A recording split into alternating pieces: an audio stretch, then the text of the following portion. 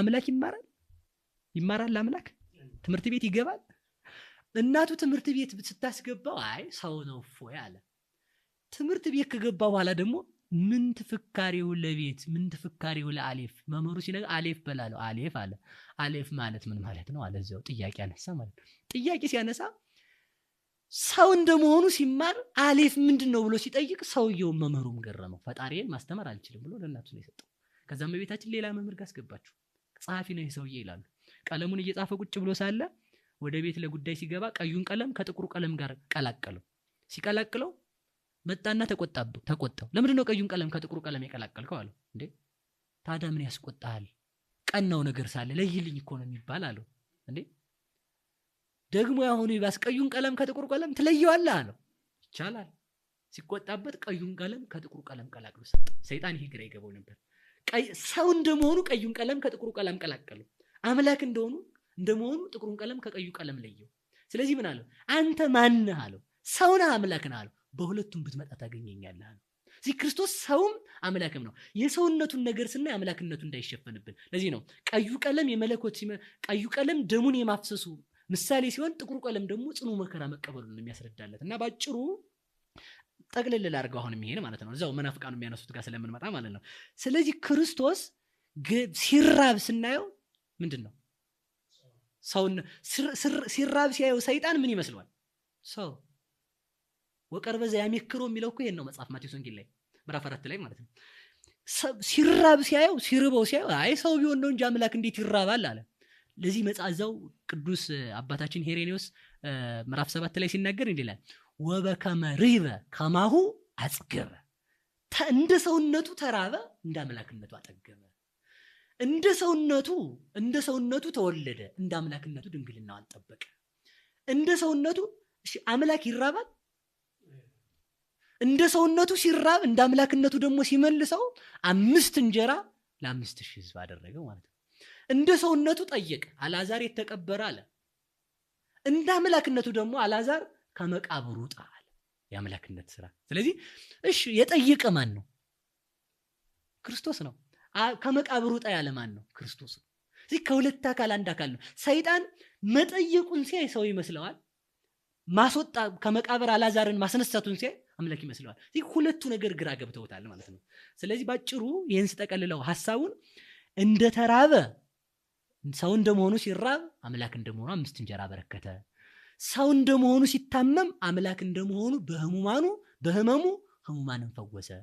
ሰው እንደመሆኑ ሰርግ ተጠራ አለ። አምላክ እንደመሆኑ ደግሞ ምን አደረገ? ውሃውን ወደ ወይን ጠጅ ቀየረ። ሰው እንደመሆኑ ተኛ። ሰው ይተኛል። ሰው እንደመሆኑ ሲተኛ ከማሁ ተንሳ ወገሰጾሙ ለነፋሳት።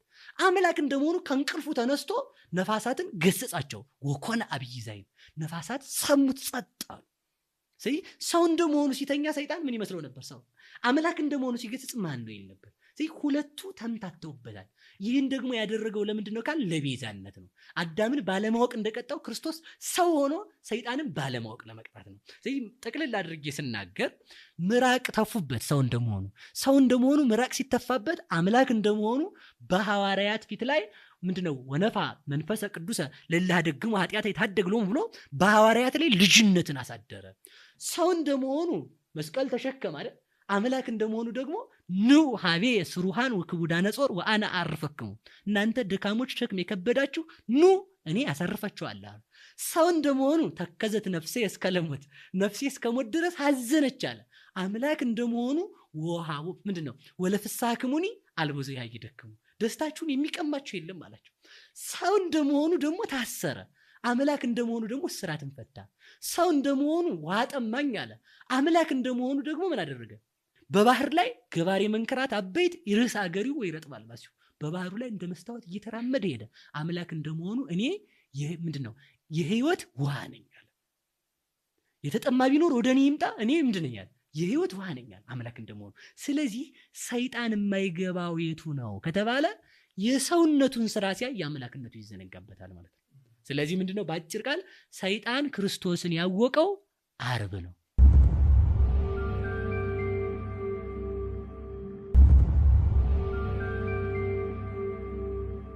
ስለዚህ ምንድነው በአጭር ቃል ሰይጣን ክርስቶስን ያወቀው ዓርብ ነው። እስከ ዓርብ ድረስ አላወቀውም። ዓርብ ላይ ሲያውቀው ምንድነው ያለው? መኑ ውእቱ ዝንቱ ዘምዚያ ይጼዊ ከኔ የሚማርክ ማን ነው? የዓርቡ ጥያቄ ራሱ ትምህርተ ቡአቱ ይሄ ማን ነው?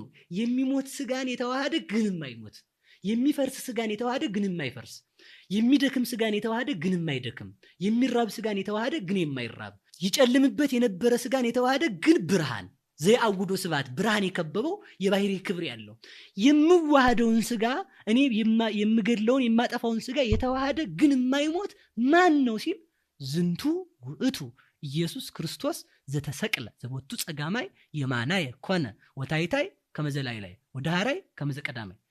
ይህ ኢየሱስ ክርስቶስ ማወቅ ትፈልጋለህ አለው። አዎ ማወቅ ከፈለግ ላዩን ታች ከፍ ያልከውን አንተ ዝቅ፣ አዳምን ከፍ፣ ትሁቱን ስጋ የባህሪ አምላክ የባህሪ አምላክ ሆናለህ ያልከውን አንተን ከአምላክነት አውርጄ ዝቅ ያደረኩ ቀዳማዊ ዳህራዊ የነበረን ስጋ ቀዳማዊን አምላክ ዳህራዊ ስጋን እንዲዋሃድ ያደረኩት እኔ እወቀኝ፣ ከሁለት አካል አንድ አካል ከሁለት ባህሪ አንድ ባህሪ ክርስቶስ ነኝ ብሎ አምላክነቱን ገልጾለታል። ስለዚህ ባጭር ቃል እስከ መጨረሻው አንድ መልእክት ማስተላለፍ ፈልጋለሁ።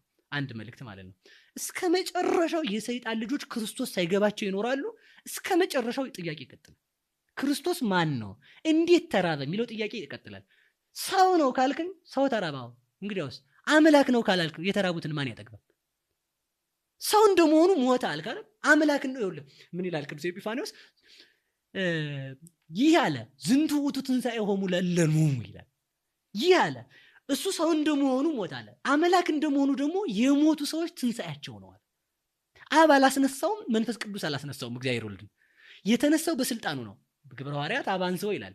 እሱ ደግሞ እኔ በስልጣን የተነሳው ይላል። በግብረ ሐዋርያት ደግሞ መንፈስ ቅዱስ አስነሳው ይላል። አብ አስነሳው፣ መንፈስ ቅዱስ አስነሳው ቢል አንዲት ስልጣን ስላለችው ምን ይላል? የተነሳባት ስልጣን የራሱ ናት። ክርስቶስ ሰው እንደመሆኑ ከሞተ አምላክ እንደመሆኑ ትንሣኤ ነው። ስለዚህ የሰይጣን ልጆች እስከ መጨረሻው ክርስቶስ ለምን ተራበ እያሉ ይጠይቃሉ። እኛ ደግሞ እንዲህ እንላቸዋለን። እኛ ደግሞ ምንላቸው? ሰው እንደመሆኑ ሲራብ አንተ የሰውነቱን ክፍል አይተህ ነው እንጂ አምላክ እንደመሆኑ አጠገበ። ሰው እንደመሆኑ ሲወለድ አምላክ እንደመሆኑ አዚህ ዓለም ነው። ሰው እንደመሆኑ ሲታሰር አምላክ እንደመሆኑ ፈታ። ሰው እንደመሆኑ መስቀል ላይ ራቁቱን ሲሆን አምላክ እንደመሆኑ ፀሐይን አጨለመ። ሰው እንደመሆኑ ሲደማ አምላክ እንደመሆኑ አለትን ፈተተ።